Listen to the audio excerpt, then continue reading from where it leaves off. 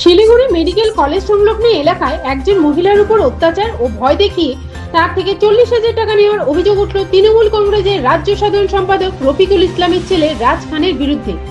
রবিবার সন্ধ্যায় রাজ খান সেই মহিলার বাড়িতে গিয়ে মহিলার উপর জোর জবরদস্তি করার চেষ্টা করলে সেই মহিলা চিৎকার করায় সেখান থেকে পালিয়ে যায় অভিযুক্ত। পরবর্তীতে এলাকার মানুষ অভিযুক্তকে এলাকায় ধরে ফেলে এবং গতকাল তাকে ছেড়ে দেয়। আজ গ্রামের মানুষ অভিযুক্তকে খুঁজতে মেডিকেল মোড় সংলগ্ন এলাকায় তার বাবার হোটেলে এসে পৌঁছায়। স্থানীয়দের অভিযোগ, হোটেলে ছেলেকে লুকিয়ে রাখেন তার বাবা। হোটেলে অভিযুক্তকে খোঁজাখুঁজি করতে এসে এলাকার মানুষ সেই সময় দুই পক্ষের মধ্যে কথা কাটাকাটি শুরু হয়। উত্তেজিত জনতা সেই সময় হোটেলে ভাঙচুর চালায়। খবর যায় মেডিকেল ফাঁড়ির পুলিশের কাছে। বিশাল পুলিশ বাহিনী ও কেন্দ্রীয় বাহিনী এলাকায় পৌঁছে পরিস্থিতি নিয়ন্ত্রণে আনে। ঘটনাস্থল থেকে অভিযুক্তকে আটক করে থানায় নিয়ে যাওয়া হয়।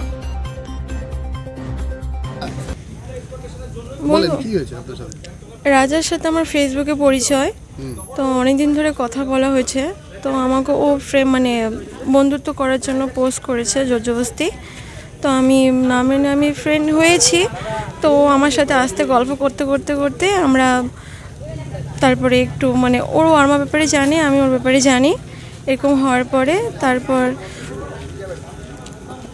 ও আমাকে বলছিল যে তোমার যদি কিছু প্রয়োজন লাগে টাকা করি তো আমাকে বলতে পারো, আমি তোমাকে হেল্প করব। তো আমি বলছি আমি সেরকম কিছু বলিনি।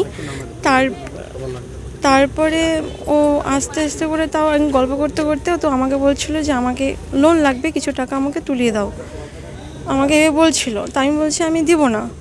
তো ও তখন বলছে যে না দিলে আমি কিন্তু আমার কিছু ব্যাপারে আমার হাজব্যান্ডকে বলে দেবে, আমাকে এ বলছিল। তো আমি ভয়ের ছোটে আমি ওকে রাজ খানকে 80,000 টাকা লোন তুলে দিয়েছি। তো এখন কি হয়েছে? কালকে আপনার সাথে কি হয়েছে? কালকে আমি জানি না, আমি বাড়িতে ছিলাম। তো আসছিল আমার বাড়িতে এসে আমাকে বলছে যে ফার্স্টে বললো কী করো, এগুলো বলার পরে আমি বলছি কেন আসছো আমার বাড়িতে। তো আমাকে বারবার হাত ধরাধরি এরকম করতেছিল। তারপরে ও আমাকে ওরকম করে তারপর চলে গেছে। আমি চিল্লাচ্ছিলাম তো ভয়ে চলে গেছে। তো আপনার সাথে কোনো জোর জবরদস্তি করতো? জোর জবরদস্তি হ্যাঁ করছিল। আপনি এখন কি চাচ্ছেন? আমি চাচ্ছি ওর শাস্তি হোক, একটু বুঝুক জিনিসটা যে একটা নারীর ক্ষতি করলে কি হয়। কি নাম? রাজ খান। রাজ খান। হ্যাঁ। দাদা কি হয়েছে গোটা বিষয়টা নিয়ে? আমি বাস স্ট্যান্ডে দাঁড়িয়েছিলাম, সে সময় দেখলাম পুরো গ্রামবাসী, যে গ্রামের লোকজন প্রত্যেকে ছুটে এসছে। তারপর আমি জিজ্ঞেস করলাম ব্যাপারটা কী হয়েছে, আমারও জানা ছিল না। সে সময় শুনলাম কালকে রাত্রে এক মহিলাকে সঙ্গে দুষ্কর্ম করেছে রফিকুল মিয়া, যে আমাদের তথাকথিত যে টিএমসির এসসি এসটি মোর্চার যে সেলের প্রেসিডেন্ট, মাইনরিটি মোর্চার প্রেসিডেন্ট ছিলেন তিনি।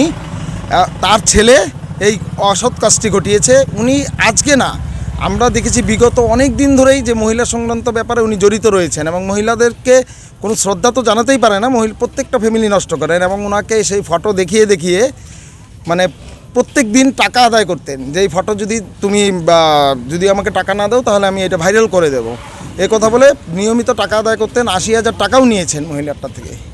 তো আজকে কি হয়েছে? তো আজকে গ্রামবাসী কালকে রাত্রে ওই মহিলাকে কিছু দিতে গিয়েছিলেন সেই ছেলেটা, সে সময় গ্রামবাসী ধরে ফেলে সে সময় গ্রামবাসী ওখানে ওনাকে সাবধান করে দেয়। সাবধান করে দেওয়ার পরেও মানিনি। আজকে প্রত্যেকটা গ্রামবাসী নিজেরা বেরিয়ে এসছে বাড়ি থেকে, এসে স্বতঃস্ফূর্তভাবে ওনার যে হোটেলে ওনার ছেলেকে লুকিয়ে রাখছেন বলেছিলেন আপনার ছেলেকে বের করে দিন, সে কথা বলেছিল, উনি বের করে দেয়নি। তারপর শেষে পুলিশ অ্যারেস্ট করে আমরা শুনলাম যে মাটিগাড়া থানায় নিয়ে গিয়েছে। এখন আমাদের কমপ্লেন লেখা হচ্ছে, কমপ্লেন লেখা হলে আমরা কমপ্লেন জমা দিয়ে আমরা চলে যাব। যে অভিযুক্ত তার নাম হলো রাজ খান। তোমার নাম?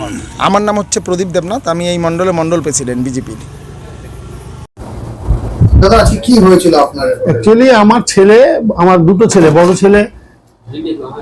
আমার বড় ছেলে কোনো একটা মহিলার সঙ্গে বোধহয় ভালো একটা বন্ধুত্ব ছিল, বা দেখা করতে গেছিল বা কথা বলতে গেছিল, ওকে মারার পরে আমরা আর কোনো কথা বলিনি। কালকে আমি আমার ছেলে বলছে কেস করে দেবো অঙ্ক, আমাদের না কেস টেস করতে হবে না, থাক যেটা হয়েছে হয়ে গেছে। আজকে এরা প্রি প্ল্যান করে এখানকার যে মন্ডল সভাপতি আর কার্তিক ভক্ত বলে একটা ছেলে, এরা সব আসছিল ইউরু সরকার। আমি ওদেরকে বললাম, বুঝাই যে যদি কোনো অসুবিধা থাকে বসো, আমি সেটা মিটাই দেওয়ার চেষ্টা করব। কোনো কথা না বলে ধমাধম করে এগুলো সব ভেঙে দিল। আমি ওকে টেনে মারলো, তারপরে ওকে টানে মারলো, মারার পরে আমি মোটামুটি আমার ব্যাগে 70,000 টাকা ছিল, সে ব্যাগটাকে নিয়ে চলে গেলাম, আমি জানি না। মোবাইল দুটো খালি আমার পকেটে ছিল, মোবাইল দুটো পাইছি। আর ওখানে আমার ঘড়ি ছিল 60 থেকে 65টা। এখন দেখেন ঘড়ি কটা আছে, শোকেসগুলো ভাঙছে। ঘড়ি মোটামুটি রোলেক্স, র্যাডো, ভালো ভালো ঘড়ি ছিল, আমার খুব ঘড়ি শৌখিন। এগুলো সব নিয়ে গেছে, কোনো ব্যাপার না। এখন ঘটনা হলো, হোটেলটার উপরে এটা তো আমার ব্যবসা প্রতিষ্ঠান, এখানে ভাঙা তো উচিত হয় না।